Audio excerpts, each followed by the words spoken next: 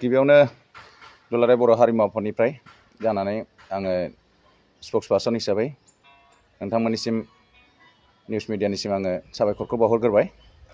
दा बे जाथाया दाख्लैनि खोथाल' नङा, सिगांनिफ्रायनो बे जाय टीमा बेयाव पारफरमेन्स खालामदों नर्थ इस्ट फेस्टिभेलाव, दा बिसोर जेरावबो पारफरमेन्स खालामबोयो आरो सिगांनिफ्रायनो जोङो बेखौ माखासे कनसिडार खालामबोबाय थानाय जादों, एक्सन लाबोनाय जायाखै। मानो होनबा जोङो इसेबां सापर्टबो मोनबोनाय जायाखै, गावजों गावनि गेजेरावनो बेखौ जेबो होननाङाबो होनलायनाय जायो। दा बे हिसाबै जोङो दा नै दाख्लैसो NTPC जे खुंबाय नर्थ इस्ट फेस्टिभेल, बेथ' नेसनेल प्रग्राम मोनसे 11 तारिख आरो 12 तारिख साननैनि हाबाफारिजों खुंनाय। दा बेवहाय 11 तारिखनि हाबाफारियाव जि प्रग्राम जानानै थांदों, बेवहाय बिसोरो लेंहरदों श्रीभूमि अखम होननाय मोनसे टीमखौ। बेखौ लिड खालायो दिलीप हिरा, आरो बियो मोनसे प्रफेसनेल टीम। बिसोरो अल इन्डिया प्रग्राम गायो, इन्डियानि बाहेरायाव प्रग्राम गाहैबाय होनना जों मिथिगौ आरो। दा बिसोर ओरैबायदि पारफरमेन्स खालायबाय, दा बेवहाय बिसोर फिउजनबो मोनसे खालायदों, फिउजनाव सोदेरला जोबनानै बर'बो थाबाय, गासिबो जाथिनि पारफरमेन्स खालामना सोदों। बिनि बादै एनाउन्सआवबो खालामथारदों बागुरुम्बा डान्स ग्रुप, बागुरुम्बा दानाया मोसाफैगोन होननानै एनाउन्स खालामनानै हाबबाय।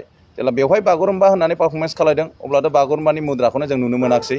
लोगोसे बेवहाय कस्टिउम, हौवाफ्राथ' मोनसेबो जोंनि बर' गामसा, बर' गस्ला जेबो मोनसेबो गाननाय जायाखै। लोगोसे बेवहाय दलफ्रा गासिबो मोनसेया खाम बायदि नुनो मोन्दों, खिन्थु खामाव गोलैनाय नङा बायदि मोन्दों आरो बेखौ, खिन्थु बिहु दल बाहायदों।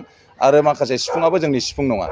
आरो बेवहाय दा बेवहाय जोंहा बुंनांगौ गोबां दङ। मानो होनबा बागुरुम्बाया जाहैबाय जोंनि जाथिनि मोनसे सिनायथि।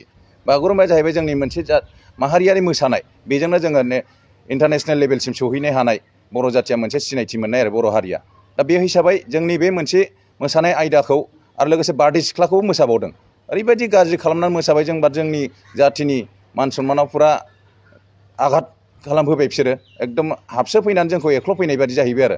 मानो होनबा बेबो आरो जोंनि बर' जायगायाव मेन बड'लेण्डआवसो फैनानै जे जायगायाव बागुरुम्बानि जोनोम जाबोनाय, जेराव बागुरुम्बायानो सोब जायगायावनो बागुरुम्बा जेरैबो मोसायो, बे जायगायावनो जुदि बिदि खालामफैनाया बेसिबां लासिंसिं खालामनाय जादों। दा बेनि थाखाय आं बै पारफरमेन्स खालामग्राखौल' बुंनो सानाखै, NTPC बाहाय एक नाम्बार दायनिगिरि। मानो होनबा NTPC मानो लकेल टीम मोनसे मोनाखै? NTPC सालाकाथि खाथियावबो टीम दं, दा गोबां टीम दं, खाथि खाला मेरला टीम दं। दा बेसेबां दाम थाङो मोनसे टीम लांनायाव? बर' टीम लांनायाव बारा थाङा, 10-15 हाजार थाङो बारा। बेखिनिखौ मानो गारनो हायाखै? दा गुबुनफोरखौ बाद होनानै बर'खौथ' एटलिस्ट एक्सट्रा स्पेसियेल पारफरमेन्स खालामहोनांगौमोन बर' टीमखौ। दा बे हिसाबै जोंहा खुनु गाज्रि जाहैनाय खोथायानो फैयामोन। दा बे दिलीप हिरा होननाय मानसिखौ पारफरमेन्स खालामहोबाय, बिथांमोना फुरा ओरैबायदि गाज्रि खालामबाय। दा बे हिसाबै जोंनि हारिमुनि सायाव जेब्लाना माबा मोनसे नेग्लिजेन्सि जानाय बिदिया बिराद जाबोबाय थादों। जों खालि फेस मिडियाफ्रा फेसबुकफ्रावल' सावरायबाय थानाय जादों आरो बखिलायबाय थानाय जायो, खिन्थु रावबो एक्सन लानो हानाय आवगायनाय जायाखै। दा बे हिसाबै सोरबाया हारिमु आफादखौ बखिहरो, सोरबाया आर्टिस्टफ्रा मा जाखो होननानै बखिहरो गावजों गाव, आरो सोरबाया होनो बेखौलाय DID फ्रावबो सोदेरलाबायना मोसायो, अखौबा माबाफ्रावबो मोसायो होननानै बुङो। खिन्थु बेथ' खोथा नङा। बबेबा मोनसेयाव सोरबाया सोलोंनानै मोनसे फिसा मुद्रा सोदों, बेयावथ' डाइरेक्ट बागुरुम्बा होननानै सोनाय जायाखैना कयेकटा मोसानायाव। दा बेवहाय डाइरेक्ट बागुरुम्बा पारफरमेन्स होनानै सोनाय जाखाबाय नालाय, बेवहाय बुंनांगौ दं। दा बे हिसाबै बेहाय गावजों गाव जेबो जालायाबालानो बयबो साफ्रोमबो जोंनि बर' माहारिया बेवहाय सापर्ट होलायनांगौ। दा बेखौ जोङो बिनि सायाव जोङो FIR होनाय जाबाय क'क्राझार थानायाव। दा क'क्राझार थानायाव FIR होनायनि उनाव जोङो स्ट्रंलि एक्सन लानायखौ जों लुगैदों। आरो लोगोसे जों लेटार इसु खालामनाय जागोन गासिबो डिपार्टमेन्ट, बड'लेण्डनि जेसेबां 40टा डिपार्टमेन्ट, दा 39 डिपार्टमेन्टनि सायाव जोङो लेटार हरगोन, जाहाथे बिदि प्रग्राम मालाबाबो खालामनायाव जाया। आरो बेनि सायाव लोगोसे आसामनि डाइरेक्टरेट अफ कालचारेल एफेयार्स जे गुवाहाटियाव दङ, बेवहायबो जोंनिफ्राय इनफरमेसन थांनांगौ। बिसोर बे टीमखौ फुरा बेन खालायनांगौ। बिनि बादै मिनिस्ट्रि अफ कालचार एफेयार्सनि आन्दाराव कालचार सेन्टारफोर दं, जेराव नर्थ इस्ट जन सेन्टार, इस्ट जन कालचार सेन्टार, गोबां जन दङ।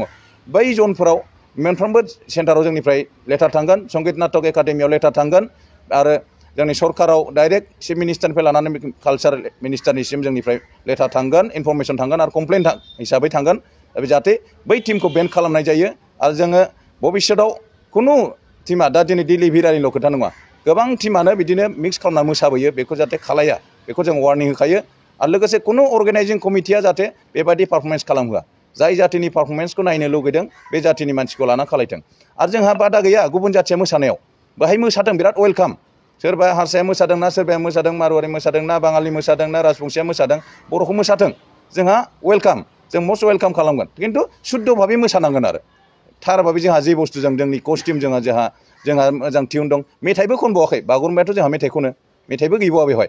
दा बे अरिजिनेलिटिखौ लानानै मोसानायाव जोंहा जेबो बुंनांगौ गैया आरो दा जाहैबाय सोरबाया जुदि जास्ट एसे सोलोंनानै प्रग्राम खालामनायमोनबा बा अबेबा स्कुला सोलोंनानै खालामना बेखौ गोरोन्थिखौ जों रेहाय होनो हागौ खिन्थु मोनसे प्रफेसनेल टीम बियो मोनसे प्रफेसनेल टीम हिसाबै गोसो जानानैसो खालामखानाय बियो बे पारफरमेन्सल' नङा सिगांनि माबाबो नुबाय कलकातायाव खालामनायबो नुबाय दिल्लीफ्राव खालामनाय माखासे भिडिअ नुबाय गासिबावबो बेबायदिनो मिस्टेक खालामबोबाय थादों आरो मिस्टेकथ' नंला गोसो जानानै खालामनाय आरो दा बेनिखायनो जों रेहाय हैनायनि प्रश्न फैया बाहाय आरो बेवहाय जोङो बेनिखायनो एफआइआर होनाय जादों आरो बेवहाय जुदि जेबो इसिबां एक्सन जायाबा आरो जों गोजौसिन थांबावगोन हाइकर्टसिमबाबो थांगोन जोङो जेरैखि जाया बे टीमखौ बेन खालायनांगौ आरो बेबायदि जाहाथे अर्गानाइज खालाया आरो बै जाय अर्गानाइजारफ्रा बेबायदि प्रग्राम खालामहोबावो बै अर्गानाइजारफोरनि सायावबो जों केस होनाय जागोन बेखौ जों बुंबाय आरो लोगोसे जोंनि दिनैनि बे हारिमु आफादा लानाय जि हाबाफारि बेखौ प्रटेस्ट खालामनायनि सायाव बयबो जाहाथे सापर्ट होयो बेखौ जों लुगैयो बर'नि जेसेबां माहारियारि संगठनफोरजों लोगोसे सरकाराव थानाय जेसेबां दं आरो सरकाराव गैयै जेसेबां दं बयबो जाहाथे जोंखौ सापर्ट होयो हारिमु आफादखौ बेखौ जों लुगैयो बेखौनो बुंनानै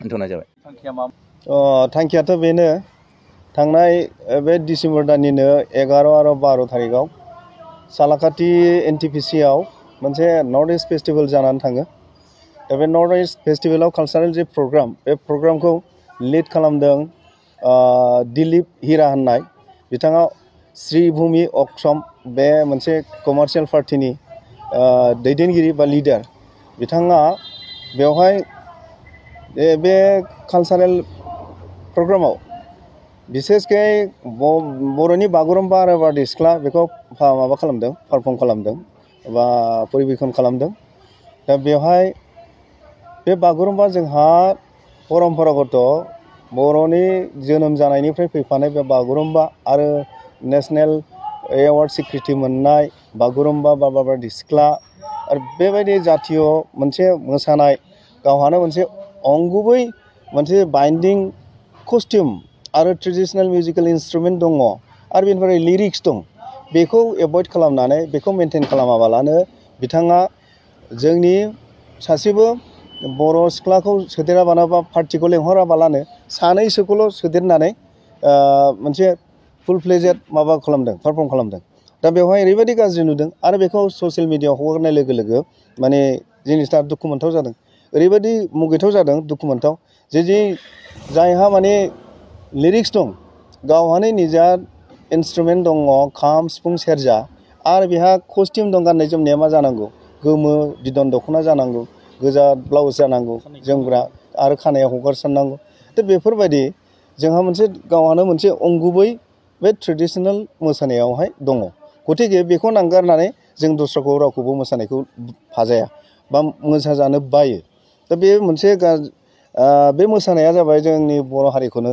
गोदो गोदायनिफ्राय सिनायथि होबोबाय सारा बुहुमाव मिथिजाबाय गतिके बिनि बागै जोंहा जत्न लाबोगासिनो दं जों दुलाराय बर' हारिमु आफादनिफ्राय आरो बयबो बर' जाथियानो बेखौ दिनै फल' आप खालामगासिनो दं गतिके बेबायदि स्वीकृति होनाय सार्टिफिकेट होनाय परिचय होनाय बे बयजोंबो मिथिजानाय बागुरुम्बानि सायाव बेबायदि बिकृत भाबै प्लाजियाराइज्ड बा डिफर्म खालामनानै बिकृत खालामोब्ला जों दुखु मोनो आरो बेखौ बिनि थाखायनो दिलीप हिरा होननाय बिथांखौ व्यक्तिखौ जोङो माने कन्डेम खालामनो बाध्य जाबाय दिनैहाय मानोना बिथाङा दिनै देखायबाय गाबोन समफोर आरो गुबुन गुबुन स्टेटआव बेबायदि जोंनि बे जातीय कृष्टिखौ जातीय बागुरुम्बा बा बारदै सिख्ला बा दावस्रि देलाय बेफोरबायदि मोसानायखौ जोंनो रोंखागौ माने जेबो प्रब्लेम गैया खारन बागुरुम्बा गावहानो माने लिरिक्स दङ बे लिरिक्स माने लिटारेचार माने लेंगुवेज बे लेंगुवेजआ दिनै एसेदोल' स्वीकृति प्राप्त